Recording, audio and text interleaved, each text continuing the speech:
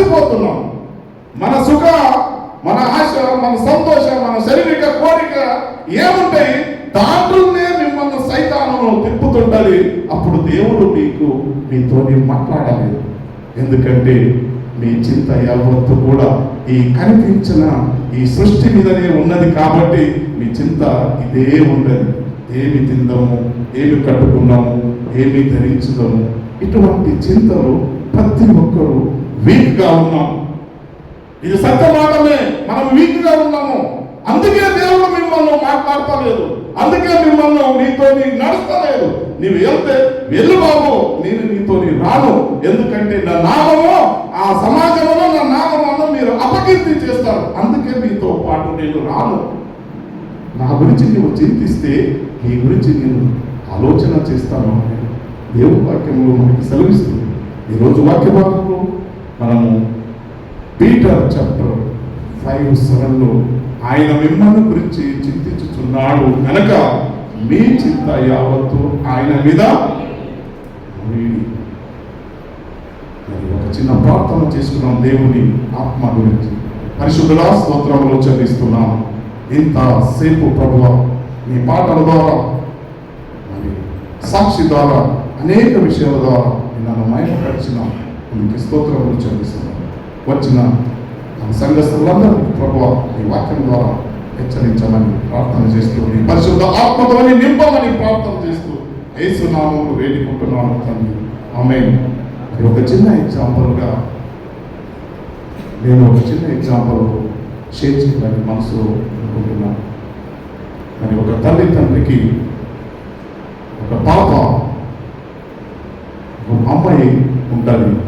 చాలా ప్రేమతోని పెంచి ఉంటారు, చాలా ప్రేమతోని.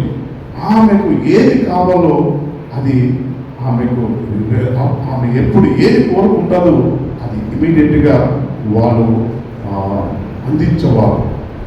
అంత ప్రేమగా వాళ్ళిద్దరు హస్బెండ్ వైపు ఒక్కరిని వదిలేసి ఒక్కరిని వదలకుండా అంత ప్రేమగా ఆ కుటుంబం జీవించినప్పుడు సైతాను ఏమి చేసిందంటే భార్య భర్తల్ని వాళ్ళ కుటుంబంలో ఒక శోధనలో వచ్చింది. తల్లి బాగలేక చనిపోయింది. తల్లి బాగలేక చనిపోయినప్పుడు బిడ్డ చాలా ఏడ్చింది. నాకు దిక్కు ఎవరు? మరి ఎక్కువ మట్టుకు పిల్లలు తల్లి మీదనే ఎక్కువ మమకారం ప్రేమతోని వాళ్ళతోనే ఉంటారు. కాబట్టి బిడ్డ చిన్న వయసులో చనిపోతే, తల్లి చనిపోతే చాలా బాధపడ్డారు.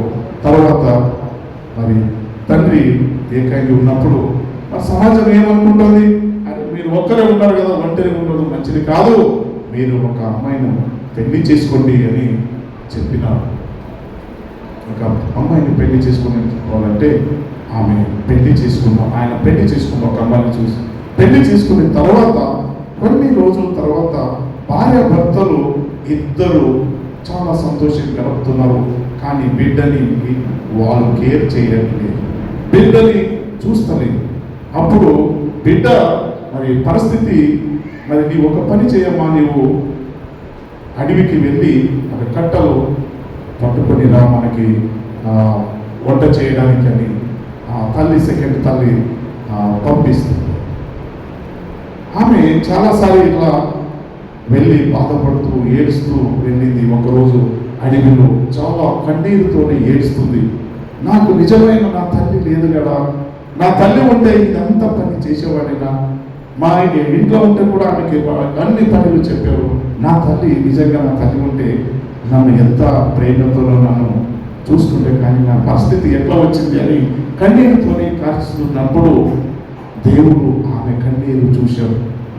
ఆమె కట్టలు పట్టుకొని వెళుతున్నప్పుడు ఆమె వెళుతున్నప్పుడు టక్కున ఒక ముళ్ళు గుచ్చుకున్నది. ఆమె ముందే బాధలో ఉన్నది, ఆమె ముందే కష్టాలు ఉండేది, ఆమె ముందే ఆలోచన ఉన్నప్పుడు సడన్లీ అక్కడ ఒక ముళ్ళు అది ఆమెకి కాళ్ళకి పాదానికి గుచ్చుకున్నప్పుడు అన్నీ బ్లడ్ వస్తుంది.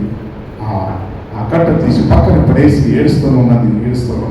ఆమె కష్టం చూసి మరి నిజంగా తల్లి రూపంలో దేవుడు ఆడికి వచ్చి, అమ్మా ఏమైంది బిడ్డ, నీవు ఇంతవరకు ఏడుస్తున్నావు, ఎందుకు ఇంత కన్నీరు కారుస్తున్నావు అన్నప్పుడు ఆమె నా తల్లి పోయింది, నాకు ఈ పరిస్థితి వచ్చింది అని చాలా బాధపడినప్పుడు మరి నీకు ఏమి కావాలి? నీవు సంతోషంగా ఉండాలంటే నీవు కోరుకున్నది ఏంటి?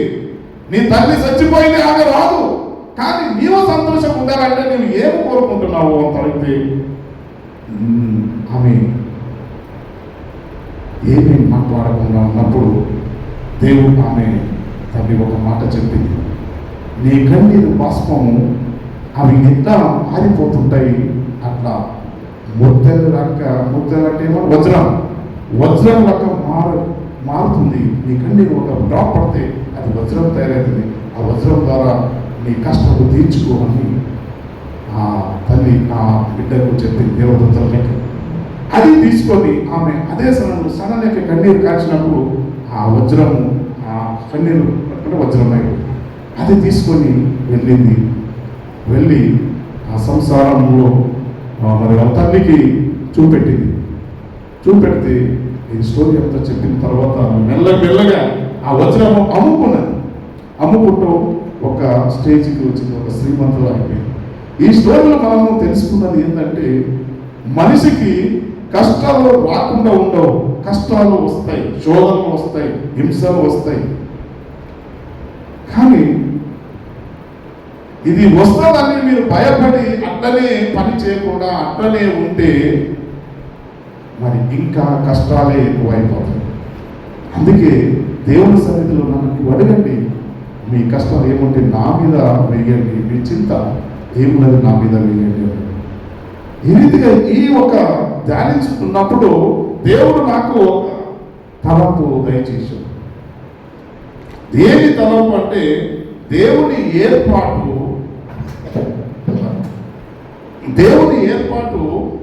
ఈ సృష్టించక ముందు, మనుషులను సృష్టించక మునుపే ఆయన ప్లాన్ చేశాడు. ఈ హాస్ మేడ్ ప్లాన్. ఆయనకు ఒక ఉద్దేశం కలిగి ఉన్నాడు. ఈ మానవుడు సృష్టించినప్పుడు మానవునికి కావలసిన ఏమున్నాయి, ఆయన ఎట్లా ఈ లోకంలో నేను పుట్టించినప్పుడు ఆయన ఎట్లా బతకాలి, ఈ మేడ్ ప్లాన్ బిఫోర్. మరి మనుషులను తయారు చేయక ముందు, మానవులు తయారు ముందు ఆయన ప్లాన్ చేశాడు.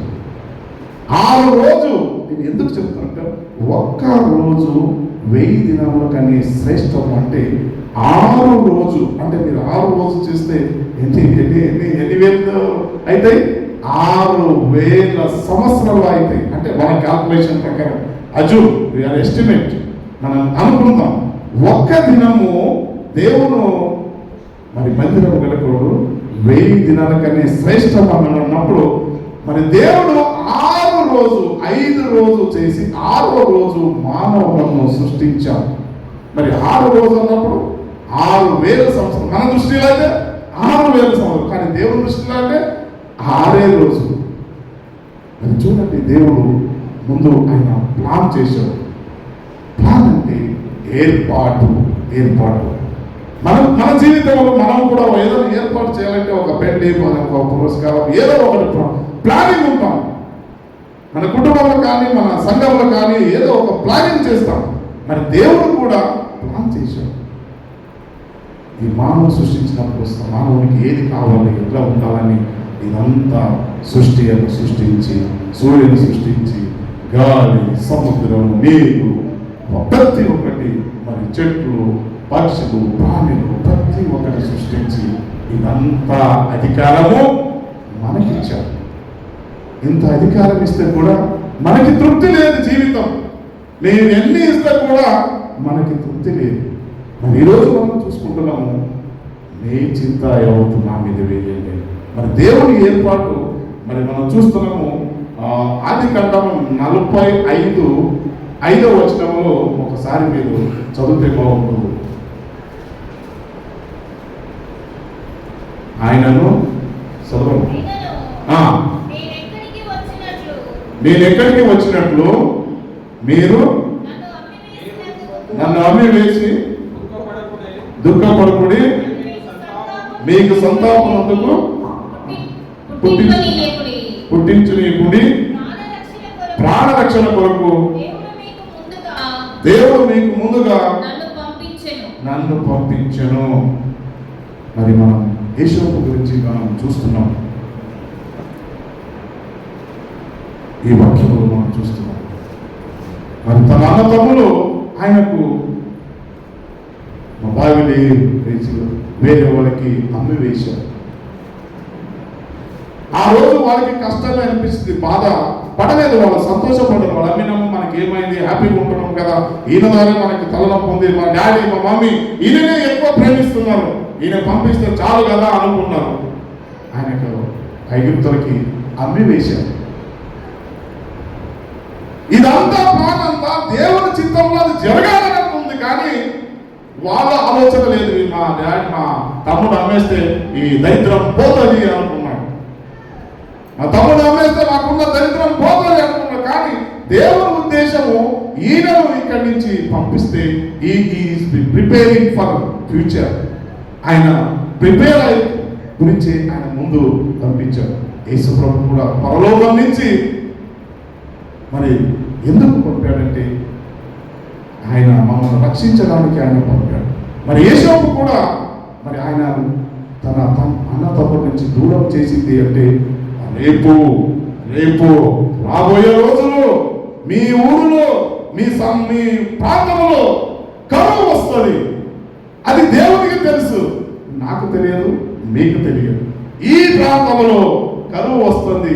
ఈ కరువు నుంచి మిమ్మల్ని మీ కుటుంబాన్ని కాపాడాలంటే నేను ముందు ప్రీ ప్లానింగ్ చేయాలి. ప్రీ ప్లానింగ్ చేయాలంటే ఎవరో ఒకరిని పంపించాలి మీ కుటుంబం అని దేవుడు సంకల్పం ఉంది. కాబట్టి యేసోపులను మరి అక్కడ ప్లాన్ చేశాడు దేవుడు.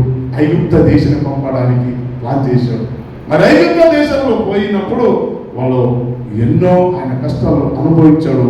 తర్వాత కష్టాలు అనుభవించిన తర్వాత ఆయనని ఆ దేశకి ఒక అధికారి అని దేవుడు ఏర్పాటు చేశాడు. మరి అప్పుడు అధికారి అయినప్పుడు వీడికి కష్టాలు వచ్చినాయి, వీడికి తిండి కరువు వచ్చింది.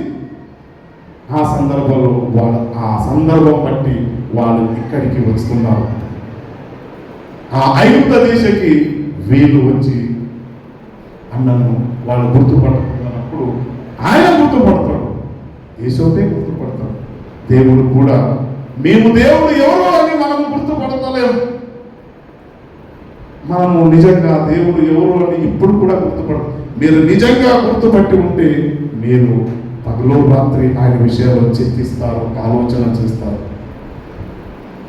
దేవుడు అనేది గుర్తు చాలా మందికి ఇంకా తెలుస్తలేదు. దేవుని యందు భయభక్తి కలిగిన వాడు వినయకి మూలము అన్నాడు. వినయము మనకి ఎక్కడ ఉన్నదండి? మనకి వినయము, భయము, భక్తి. ఎక్కడ భక్తి ఉంటుంది, ఎక్కడ భయం ఉంటుంది, భయం ఉన్న జాగలో భక్తి ఉంటుంది. సోదరులు, ఈరోజు దేవుడు నీతో మాట్లాడుతున్నాడు. చింత లేని వాళ్ళు ఎవరు లేరు ప్రపంచంలో. చిన్న పిల్లలకి మాత్రమే చింత ఉండదు అన్నాడు. వెన్ దే ఆర్ గ్రోయింగ్, వాళ్ళు ఎదిగినప్పుడే ఆటోమేటిక్గా వాళ్ళకి కూడా ఒక చింత అన్నది ఆలోచన వాళ్ళకి కూడా వస్తుంది. సమాజంలో నేను ఏది చేయాలన్నా, నేను మంచి బతకాలి, నేను మంచి ఉండాలనేది ఆలోచన అప్పుడు వస్తుంది. దేవుడు అదే రీతిగా మన జీవితంలో కూడా దేవుని గురించి ఆలోచన కలగాలంటే ముందు ఆయన మమ్మల్ని దీవించువాడు. ఆయన ముందు మీరు యేసు ప్రభువును సొంత రక్షకుడిగా అంగీకరించాలి అన్నది దేవుని వాక్యంలో మనకి సెలవిస్తుంది. ఇంకా చాలా సమయం లేదు కాబట్టి ఎక్కువ మట్టికు దేవుని వాక్యము షార్ట్గా చెప్పడానికి నేను ప్రయత్నం చేస్తున్నాను. మరి 3 రకాలు మరి దేవుడు ప్లానింగ్ చేశాడు. దేవుడు మొదటిదిగా ఆయన దేవుని ఏర్పాటులో 3 అంశంలో చూస్తున్నాం. దేవుడు ఒక ఏర్పాటులో మనము 3 అంశంలో మనం చూస్తున్నాం. దేవుడు తను నమ్ము వారికి దేవుడు ఏం చేస్తాడంటే కాపుదల దయచేస్తాడు. పైగా వేరే వాళ్ళు కూడా నమ్ముతున్నారు కదా, వేరే వేరే దేవుడు వేరేగా చేస్తున్నారు కదా అనుకుంటున్నాం. ఇది కాదు. జీవం లేని విషయాలు మనం చింతించకూడదు. కానీ యేసు ప్రభు నిజ రక్షకుడు అని నమ్మితే మాత్రమే మనకి రక్షణ కలుగుతుంది.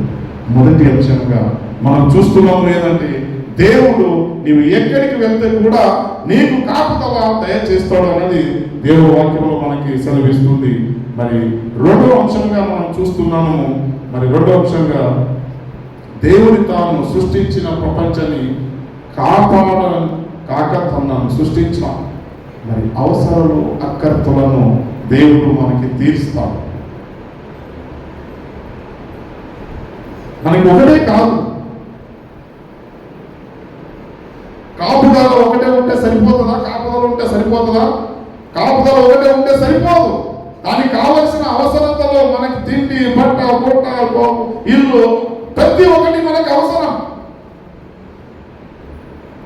నీకు అన్ని అవసరం కావాలంటే మొదటిగా నీ చింత యావత్తు ఆయన మీద వేయండి, నా మీద వేయండి, నీ చిత్తాన్ని నేను పరిహరిస్తాను అని చెప్తున్నాడు దేవుడు. మాట్లాడుతున్నాడు సోదరు. నిజంగా చింత లేని వాళ్ళు ఎవరైనా ఉన్నారు అంటే మీరు చేపట్టండి. మరి ఎవరైనా నాకు మాత్రం ఎలాంటి చింత లేదు అన్నవాళ్ళు, నాకు ఎలా దేవుడు అన్ని ఇచ్చేసాడు, నాకు ఏ చింత లేదు అన్నవాళ్ళు ఎవరైనా చూపించగలరా? నో, ఎవరు చింతించలేరు. పాప మీరు చూపిస్తారా? మీరు ఇద్దరు మాట్లాడుతున్నారు. అమ్మా నేను చూపించగలరా? మీరు ఇద్దరు మాట్లాడుతున్నారు, చెప్పండి. మీరు చింత లేదా? మీకు ఉన్నాయా? మరి మాట్లాడుతున్నారు. అందుకే చెప్తున్నా, చింత లేని వాళ్ళు ప్రపంచంలో ఎవరూ లేరు. నేను చూస్తూనే ఉన్నాను. రిలయన్స్ అంబానీ కూడా తన కొడుకు గురించి ఆయన కూడా చింతిస్తున్నాడు. కోట్ల ఆస్తి ఉన్నది, ఆయన కూడా చింతిస్తున్నాడు. మనకి ఏమి లేకపోతే కూడా మనం కూడా చింతిస్తున్నాం. మరి చింత ప్రతి ఒక్కరు మానవ జీవితంలో ఉండాలి అని దేవుడి వాక్యంలో మనకి సెలవిస్తుంది. మరి మూడోది దాగి పరిపాలన. దేవుడు పరిపాలన, ఈ రాజ్యం, ఈ స్టేట్ పరిపాలన చేయడానికి మరి ఇవన్నీ మరి ముఖ్యమంత్రి గారు కానీ వాళ్ళ అసెంబ్లీ కానీ వాళ్ళందరినీ ఎందుకు ఏర్పాటు చేస్తారు? ఈజీ వేలో వాళ్ళు పరిపాలన చేయాలనే ఉద్దేశము ఒక గవర్నమెంట్కి ఉంటుంది. అదే రీతిగా సంఘంలో కూడా పరిపాలన అనేది దేవుని సన్నిధిలో చాలా అవసరం. సంఘాలు పెద్దలు ఉంటారు, చిన్నలు ఉంటారు, అందరినీ చూసుకున్న బాధ్యత అదే పరిపాలన. మరి నాకు నీకు సంఘంలో అటువంటి ఆలోచన కలిగి ఉన్నామా? అటువంటి ధోరణ కలిగి ఉన్నామా? మరి దేవుడు నాతోనే నీతోనే మాట్లాడుతున్నాడు. మొదటిగా మన మాట, దేవుడి మాటలో ఏమున్నదంటే, మిమ్మల్ని నేను కాపుదల ఉంచుతాను, మిమ్మల్ని కాపాడువాడు. మరి మనం ఎన్నోసారి ఈజీగా చెప్తామండి, యెహోవా కాపాడువాడు, కునుకోడు, నిద్రపోడు, యెహోవా నీకు తోడున్నాడు, యెహోవా నమ్మితే నీకు అన్ని దొరుకుతాయి, ఇవన్నీ కావాలిగా. ఇది ఏం చేస్తున్నామంటే బాహ్యంగా చెప్పేస్తాం. చెప్పడం చాలా ఈజీ. నీవు క్రియ రూపంలో ఉన్నప్పుడే అవన్నీ ప్రతిఫలము మీరు పొందుతారు. చెప్పుడు అందరూ చెప్తారు. చిన్నపిల్లలు కూడా మెమరైజ్ చెప్పేస్తాడు. దేవుడు నాకు తోడై ఉన్నాడు, దేవుడు నన్ను నడిపిస్తాడు, దేవుడు నాకు అన్ని సహాయం చేస్తాడు అన్నాడు. సోదరులే, మీ జీవితం అన్నది చాలా దేవుడి సన్నిధిలో చాలా విలువైనది. ఆ విలువైన జీవితమును మనము పోగొట్టుకోకూడదు. ఉన్నప్పుడే మీరు జాగ్రత్త పడాలి. చాలా మంది మనం చూస్తున్నాం, ప్రాక్టికల్గా నేను చూస్తున్నాము. ఎంతో మంది సమయమును వ్యర్థంగా చేస్తున్నారు. సోదరులు, నీవు సమయమును వ్యర్థంగా చేసినప్పుడు నీకు ఒక బోర్నెస్, నీవు గరీబుతనం వస్తుంది. అప్పుడు నీవు అనుభవించాల్సి వస్తుంది. నాకు ఈ ప్రాబ్లం ఉంది, నాకేమైనా సాయం చేస్తావా? నాకేమైనా సాయం చేస్తావా? నీవేమైనా సాయం చేస్తావని ఇటువంటి చింత, ఇటువంటి బాధ్యత, ఇటువంటి భ్రమలు పడిపోతావు. ఎప్పుడు నీవు సమయమును వ్యర్థంగా చేసినప్పుడు నీవు ఇవన్నీ పోగొట్టుకుంటున్నావు. సోదరి, అందుకే దేవుడు మమ్మల్ని అడుగుతున్నాడు, ఏదంటే కూడా సమయాన్ని పాటింపు చేయండి, సమయమును వ్యర్థంగా చేయకండి అని దేవుడు ఎందుకు చెప్తాడు? దేవుడు ఈ సమయమును సండే రోజు 10 గంటలకు రండి అని మనం ఎన్నోసార్లు మీకు ప్రకటిస్తున్నాం. కానీ 10 గంటలకు వ్యాల్యూ లేదు. What is the use of 10 o'clock? మనకేం ప్రయోజనం? మీరు 10 o'clock రండి అన్నది. నాకేమైనా వచ్చేదిందా? మీరు వస్తే నాకు అంత కిరీటం వచ్చేదిందా? మీరు రాలేకపోతే నాకేమైనా గరీబులు అయిపోతున్నామా? చర్చ నడుస్తుంది. సోదరు, ఈ రోజు నేను ఉంటాను, రేపు ఇంకొకరు ఉంటారు. దేవుడు ఈ రోజు నన్ను పిలవచ్చు, కానీ నా మాటలు మాత్రం మీ హృదయంలో తాకాలి. దేవుని వాక్యంలో మాత్రం మీ హృదయంలో తాకాలి. ఎందుకు నేను లేట్ అయి వెళ్తున్నాను? కారణం ఏంది? అందుకే నిన్ను ఆశీర్వదిస్తలేదు, అందుకే నిన్ను బలపరుస్తలేదు, అందుకే నీ కుటుంబము ఆశీర్వదించబడతలేదు. కారణం ఒకటే, you are not in the church in the time. మీరు ప్రకటించిన టైంకి మీరు రావట్లేదు. అదే మీ వీక్నెస్. మళ్ళీ వేరేదేం లేదు. మీరు అందరూ అన్ని విషయాలు స్టాక్ ఉన్నారు, డబ్బులు ఉంది, అన్నీ ఉన్నాయి. కానీ దేవుని సన్నిధిలో అన్నప్పుడు మీరు ఏమవుతారు? కేర్లెస్గా. ఈ కేర్లెస్ స్వభావం అది సైతాన లక్షణ. వెన్ యు ఆర్ కేర్లెస్, నువ్వు ఆదా కోల్పోతావు. దేవుని సన్నిధి నుంచి ఆదా కోల్పోతావు. వేరే వేరే వేరే విషయాలు అన్ని మీరు కేర్లెస్ చేయండి. దేవుని సన్నిధిలో మాత్రం మీరు కేర్లెస్గా ఉండకూడదని దేవుని వాక్యంలో మనకి మాట్లాడుతుంది. 2 కొరింథీ 4:4 మనం చూస్తున్నాము. 2 కొరింథీ 4:4 మనం ఒకసారి చదవండి.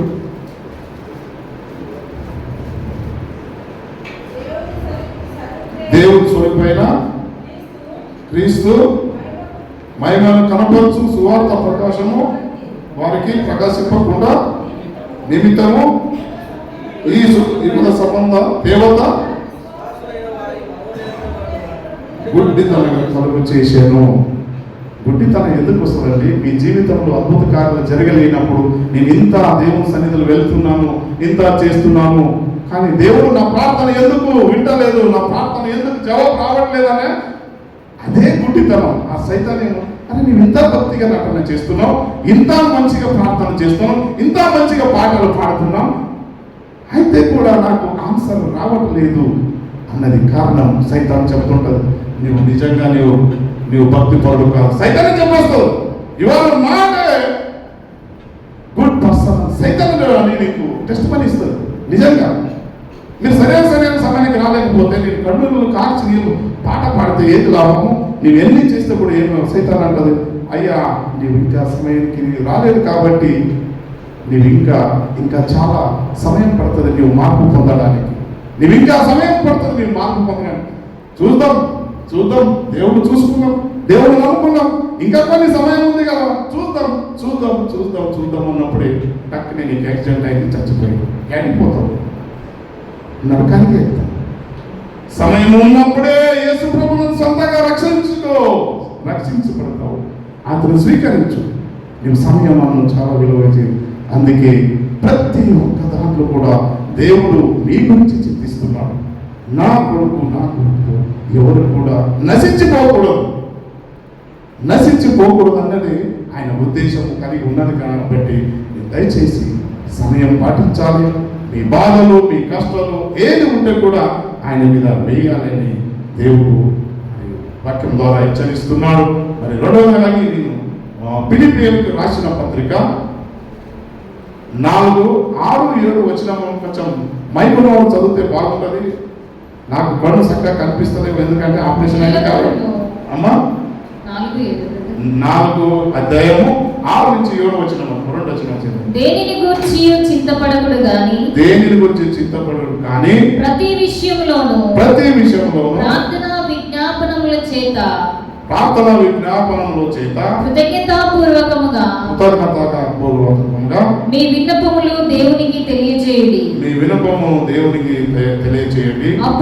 అప్పుడు సమస్త జ్ఞానమునకు మించిన దేవుని సమాధానము యేసుక్రీస్తు వలన మీ హృదయములకును మీ తలంపులకును కావిలి ఉండును. మరి అదే రీతిగా పౌలు ఫిలిప్పు కొరింథీయులకు రాస్తున్నాడు 4:6-7 వరకు. అంటే చింతపడు కానీ ప్రతి విషయంలో ప్రార్థన విజ్ఞాపన ద్వారా. ప్రార్థన అనేది ఒక క్రైస్తవ జీవితం మొదటి స్థానం. మనం ఎప్పుడు కూడా మొదటి స్థానం ప్రార్థనలో ఉండాలి. చాలా సంఘంలో చాలా విషయాలు మనం చూస్తున్నాము. చాలా పెద్ద సంఘంలో ఎండింగ్ వస్తారు, మెసేజ్ టైంలో వస్తారు, ఎప్పుడో వస్తారు, మెసేజ్ టైంలో వస్తారు. ఎట్లా జీవించబడతారు? నాకు అదే ఆశ్చర్యం అవుతుంది. ఒక ఇంట్లో పని చేసేవాడు సరైన సమయంలో మీ ఇంటికి రాలేకపోతే, మీకు ఉద్యోగం చేస్తున్నారు, మీరు 9 గంటకి మీరు డ్యూటీకి వెళ్ళాలి అనే ఆలోచన కలిగినప్పుడు వాళ్ళు 7 o'clockకు మీ ఇంటికి రాలేకపోతే మీరు ఏమంటారు? రోషం 100, 80, 90కి వెళ్ళిపోతుంది మీ కోపం. అమ్మా నేను ఎందుకు రాలేదు, ఇంత లేట్ వచ్చినవా అని మీరే ఇంత కోపపడినప్పుడు మరి సృష్టికర్తను కోపించడా? ఒకరోజు నిన్ను అడుగుతాడు. ప్రతి ఒక్కటి అకౌంటేబుల్ ఉన్నది అని మీరు మర్చిపోవద్దు సోదరు. నా గురించి మీరు ఏం రావట్లేదు, డైలర్ వాళ్ళ గురించి మీరు సమయానికి అవసరం లేదు. దేవుని సమయమును, దేవుని సన్నిధులు మీకు ఎంత టైం ఉంది అంత టైం దేవుని సన్నిధులు గడపాలి అన్నది దేవుని వాక్యంలో మనకి సెలవిస్తుంది. మరి రెండవది మనము లూకా చాప్టర్ 10:41-42లో మరి ఒకసారి మనం చూస్తే మరి మార్తా మరి ఆమె కూడా పనిలోనే పరమశమై ఉంటారు. యేసు ప్రభు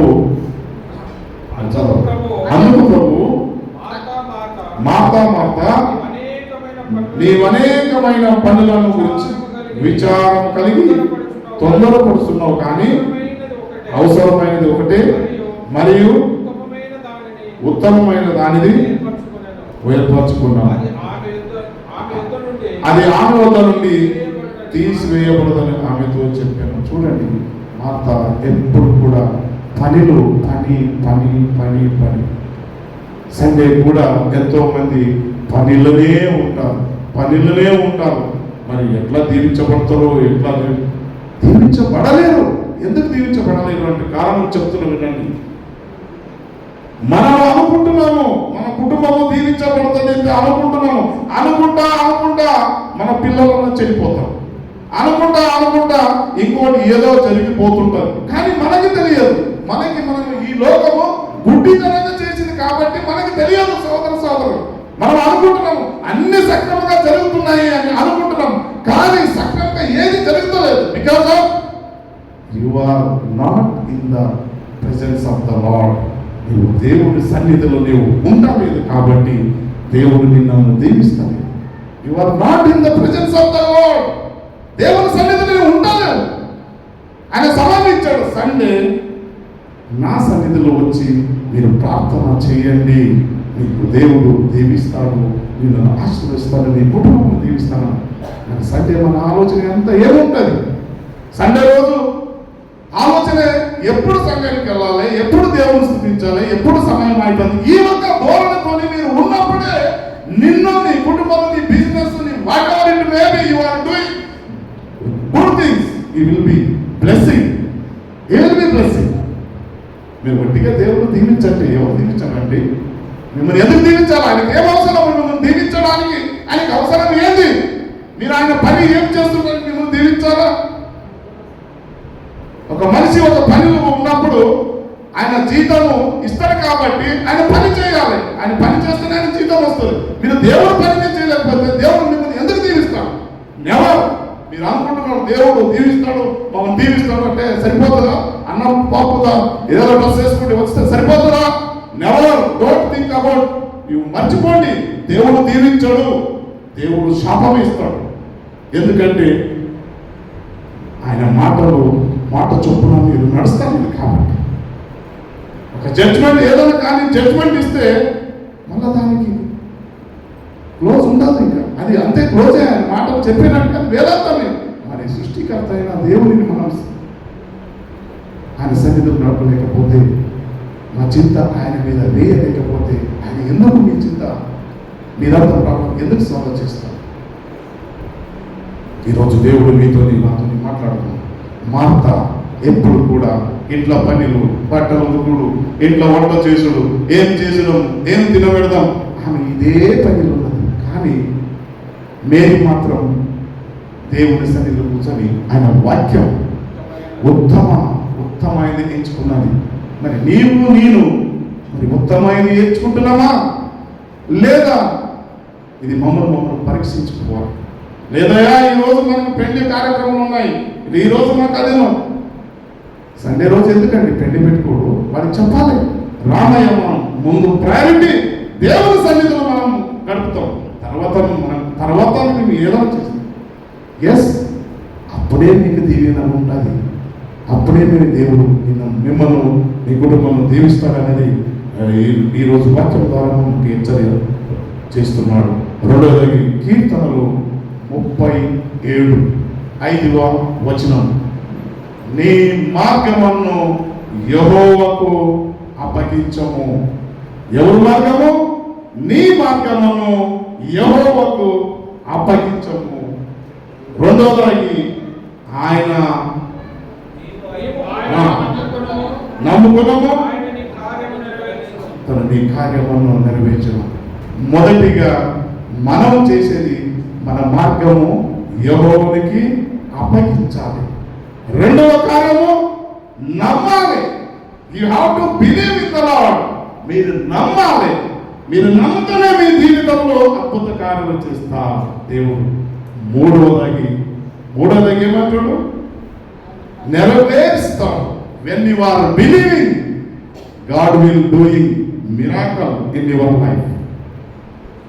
నీవు మొదటిగా ఆయన త్రోవలు నడవాలి. రెండవది ఆయన నమ్మాలి. మూడవది నీ కోరికలన్నీ ఆయన తీరుస్తారు.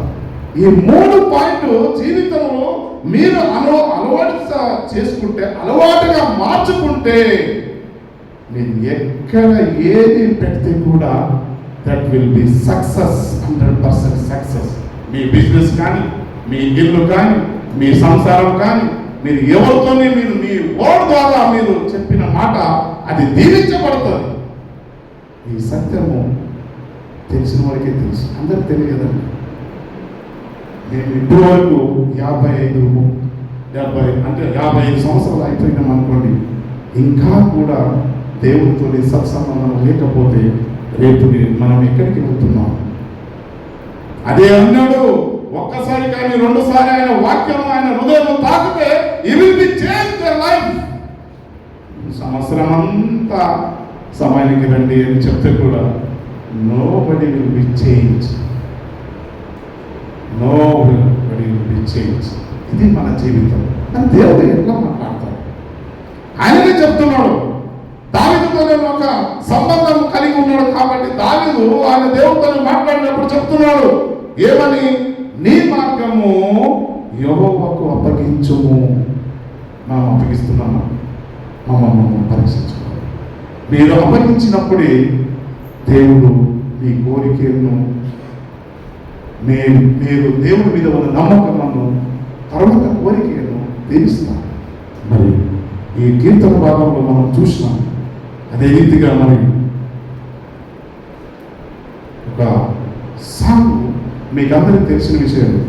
మరి ఆ సాంగ్ ఏమన్నాడంటే, Seek ye first the kingdom of God and its righteousness, and all these things will be added unto you. Hallelujah, hallelujah,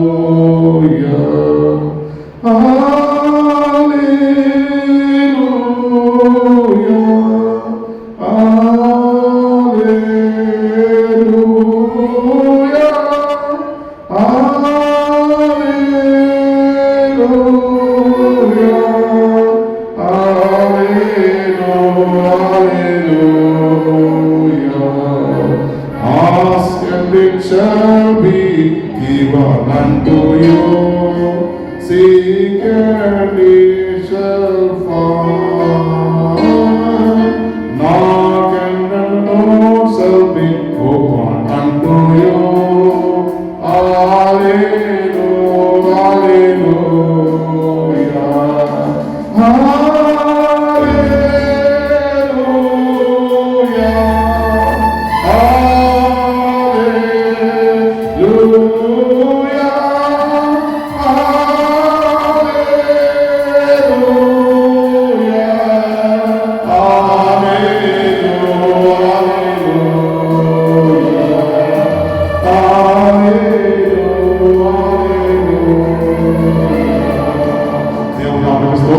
దేవుడు మాట్లాడుతున్నాడు.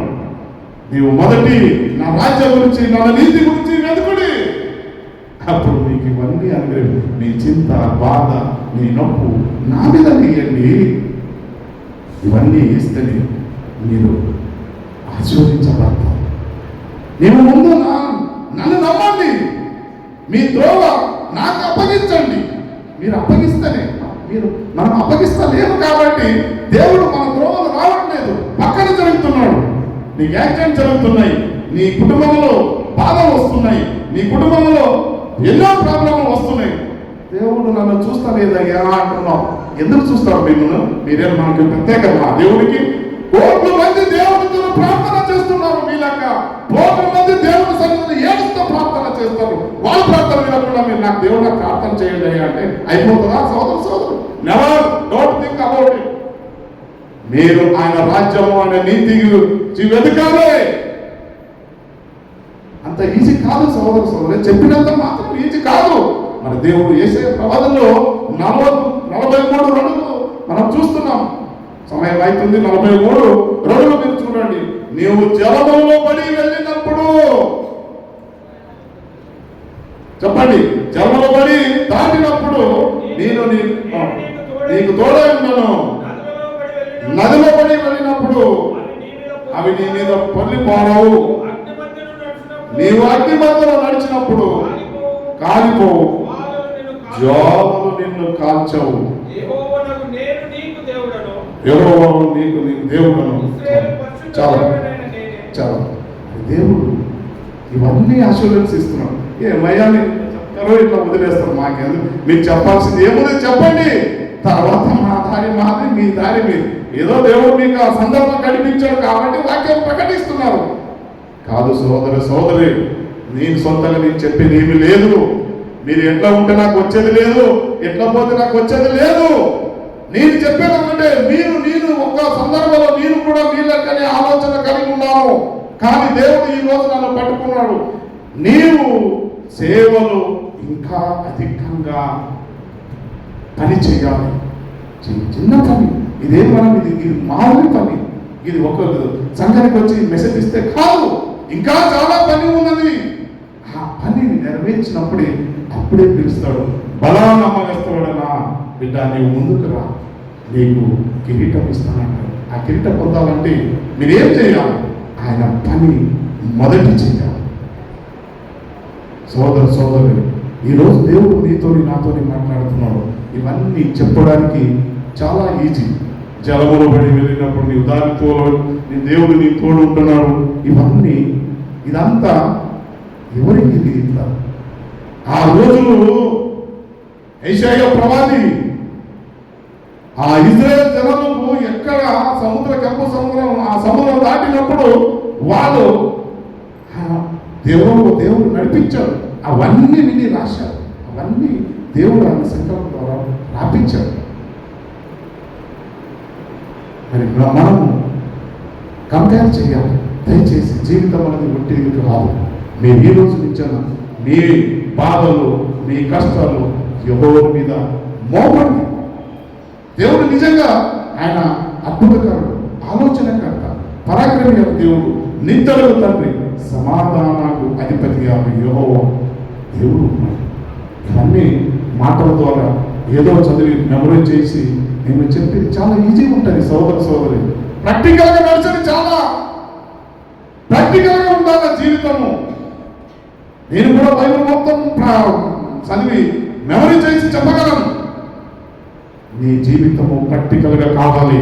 When you are practical in the Lord, then only God will bless you. Practical ఉన్నప్పుడే దేవుడు నిన్ను ఆశీర్వదిస్తాడు. Theoretical పని రాదు. Theoretical only ఈ లోకములే theoretical. కానీ నువ్వు ప్రాక్టికల్ గా జీవించాలి. నిన్ను చూసిన వాడు ఈయన దేవుని కొడుకు, ఈయన దేవుని బిడ్డ అని సమాజంలో నిన్ను నీ నామం నీ పేరు చెప్తే ఆయనకు మహిమ కలగాలి. ఆ ఉద్దేశం కలగాలి. అమ్మో వీళ్ళు మాత్రం దగ్గర రాగిపోతుంది. బాబు అమ్మ మీరా మీ దగ్గరికి రాబోతమ్మా. What is this? ఇంత పులిస్గా జీవితం జీవించడం కింద మనం పోయి ఎక్కడో ఈ సంఘము ఎక్కడో పోయి ఉండేది ఉత్తమం. ఫూలిష్నెస్ క్రైస్తవ జీవితంలో ఉండకూడదు. సోదరు ఈ రోజు నుంచైనా కానీ దేవుడు నీతోనే మాట్లాడుతున్నాడు. నీవు ఫూలిష్ అంటే అవివేకతనంగా జీవించవద్దు. నీవు మాదిరికరంగా జీవించాలి. ఇతరులకి మాదిరిగా ఉండాలి. క్రైస్తవుడు అంటే మంటతో సమానం. వాళ్ళు ముట్టుకుంటే కాలిపోతాం. వాళ్ళ దండిలో మనం నిలబడితే వాళ్ళు కాలిపోతాం. అటువంటి బలము, అటువంటి ఆలోచన, అటువంటి మనసు నీ దగ్గర ఉండాలి. సోదరు ఇక సండే వస్తున్నాము, వాక్యం వింటున్నాము. ఉండిపోతారు, కానీ మీరు క్రియ రూపంలో జరగాలి. అందుకే దేవుడు అంటున్నాడు, మీ బాధలు మీ చింతలు యావత్తు నా మీద వేయండి. మీరు మీ బాధలు చింతలు దేవుని మీద వేసినప్పుడు దేవుడు మిమ్మల్ని గురించి ఆలోచన చేస్తాడు. మరి అదేవిధంగా లాస్ట్ వాక్యము రోమియోలకు 8:28 చెప్పి క్లోజ్ చేసుకున్నాం. రోమియోలకు దేవుని ప్రేమించు వారికి అనగా ఆయన సంకల్ప చొప్పున పిలువబడిన వారికి మేలు కలుగుటకై సమస్తమును సమకూడి జరుగుచున్నవని ఎరుగుదము. సమస్తము సమకూడి జరుగుచున్నవని ఎరుగుదము. ఎందుకనగా చాలా ఆయన ప్రేమించడం కానీ సంకల్ప చొప్పున. మరి ఆయన సంకల్ప చొప్పున మనం నడుస్తున్నామా? నిజంగా మీరు గుండెల మీద చేయి పెట్టుకొని చెప్పండి, ఈ రోజు నుంచి నేను నెక్స్ట్ సండే 10 గంటలకు నేను కనిపిస్తున్నా అన్న వాళ్ళు మీరు గుండె పట్టుకొని చెప్పండి. లేదయ్యా మా ప్రాబ్లమ్, మా ఇట్లా అది ఉంది ఇది ఉంది.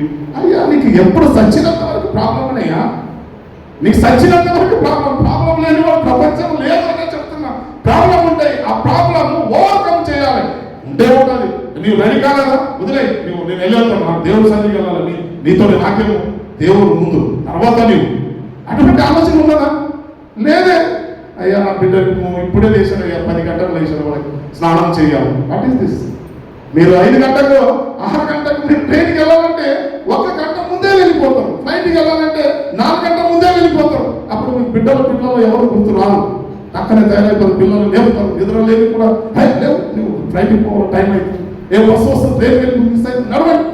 అమ్మా దీనికి అంతా జాగ్రత్త ఉంటుంది, కానీ దేవుని మందిరానికి మాత్రం జాగ్రత్త లేదు. ఇది మనది. అప్పుడు మనం అంటున్నాం, ఏడుస్తూ దేవా నాతో మాట్లాడు, నాతో పిచ్చోడా నీవు ఎందుకు అట్లా మాట్లాడుతున్నావయ్యా, నీవెందుకు మాట్లాడుతున్నావు నీతో మాట్లాడే నాకు నీకు ఎలాంటి సమాధానం ఉన్నది? నాకు నీకు సంబంధం లేదు, నాకు నీకు వ్యవహారం లేదు. నీవేదో పిచ్చోళ్ళగా వస్తున్నావు, పాట పాడుతున్నావు, ఏదో దేవుని సన్నిధిలో మొరపెడుతున్నావు, అన్ని చేస్తున్నావు, కానీ నేను వింటలేదు. నీ స్వరము నేను వింటలేదు. నా చెవు మొప్పు అంటే నా చెవు నీ మాట్లాడింది నాకు వినిపిస్తలేదు. కారణం ఒకటి, you are not coming in time. You are not coming in time in the church. మీరు సమయానికి రావడం లేదు, అందుకే నిన్ను దీవిస్తలేదు, అందుకే నిన్ను ఆశీర్వదిస్తలేదు. దయచేసి ఈరోజు మీరు తెలుసుకోవాల్సిన విషయం ఒకటి, సమయానికి వస్తే దేవుడు మీ చింత మీ బాధలు దేవుడే తీరుస్తాడు. సంగమా ఈరోజు మీ మనసును బాధ పెట్టి దేవుని వాక్యాన్ని ప్రకటించవచ్చు, కానీ అది మీ మంచి గురించి. మీరు బాగుపడాలి, మీ కుటుంబం బాగుపడాలి, మన సంఘము బాగుపడాలి. ఇటువంటి సంఘాలు ఎన్నో సంఘాలు పెట్టాలి. అటువంటి దృఢ సంకల్పము ఈ సంఘం మీద దేవుడు మోపిండు. ఈ సంఘం నిర్మించడానికి దేవుడే నిర్మించాలి. మనం సొంతం ఏమీ లేదు. ఈరోజు ఉంటాము, రేపు మట్టిని పాలవుతాం. కానీ ఉద్దేశం ఒకటి, దేవుడు ఏమి చేస్తే కూడా ఈ హ్యాస్ మేడ్ ప్లాన్, మీకు ప్లాన్ చేశాడు. చాలామంది మరి మేము కూడా బాధపడుతున్నాం, మా అక్క వాళ్ళు ఎక్కడో ట్రాన్స్ఫర్ అవుతున్నాం కూడా బాధపడుతున్నాం, కానీ అది దేవుని చిత్తం ఉన్నది. చాలా మంది గవర్నమెంట్ ఎంప్లాయీస్ ఉన్నాము, మన సంఘంలో చాలా మంది దేవుని సంఘం ఉన్నారు. ప్లానింగ్ దేవుని ప్లానింగ్ ఏమున్నదో మనకు తెలియదు, కానీ ఆయన చిత్తం ఉన్నది. నేను ప్రార్థన దానికి మనం ఏం చేయలేము. Only we pray for that, అంతే మనం చేయగలం. దేవుడు ఈరోజు దేవుడు నేను అందరితో మాట్లాడిన దేవుడి మరి మీ చిత్తాన్ని ఆయన మీద వేస్తే దేవుడిని చింత కష్టాలు దేవుడు తీరుస్తాడు. దేవుని వాక్యమును దీవించి ఆశీర్వదించుగాక. ఆమేన్.